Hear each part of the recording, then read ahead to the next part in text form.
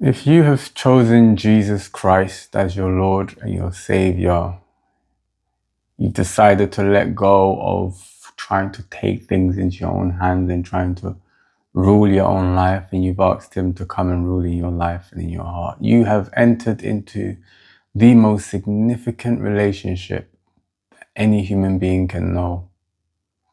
Know that it's not a small thing, it's not a light thing that you've made this type of decision.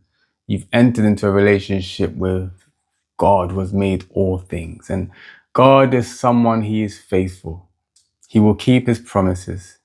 In fact, when you choose Jesus as your Lord and your Savior, you enter into what you call a covenant, a relationship that is special and is bound on special terms.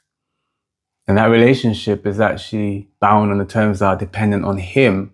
You just need to stay in Him and continue to obey and follow Him. And let's see something about being in relationship with God, because David says something about God.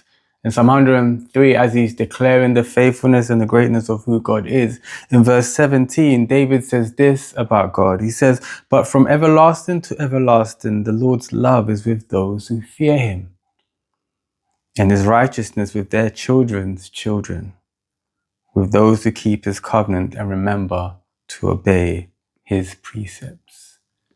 Amazing.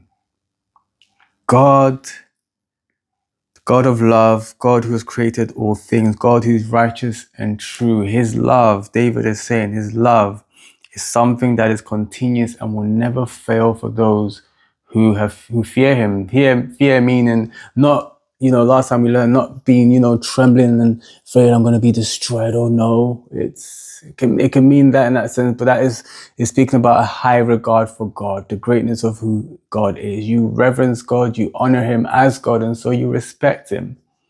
And it's people who respect and honor God by believing in Jesus Christ, that they have this special relationship with God, a love that never fails. He's always there for them. He'll keep His promise because of Jesus, His Son, and He'll always be there for His children. But not only that, see, David says that His righteousness is with their children's children. The idea being that God made a promise, in the Old Testament, God made a promise to a man called Abraham. He kept His promise to his son Isaac. He kept His promise to his son Jacob, and He kept His promise to Israel, to give them the land, to make them His people.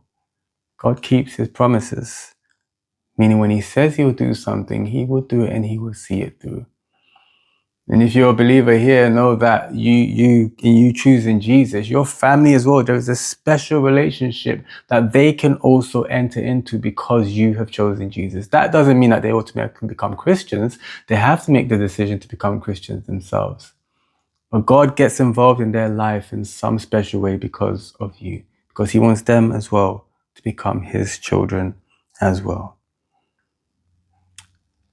Amazing God who loves us and keeps His promises.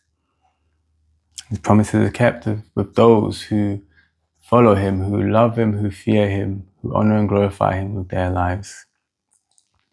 Know that God is for you if you have chosen Him. And if you haven't chosen Him, enter into it, because this is a special thing reserved for those who fear Him, those who choose Him, those who keep His commandments, those who do what He says.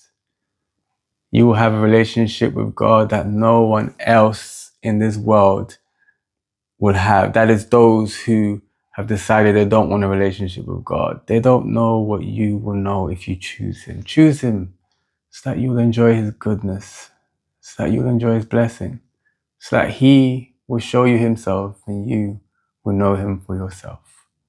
God bless you. Have a wonderful week.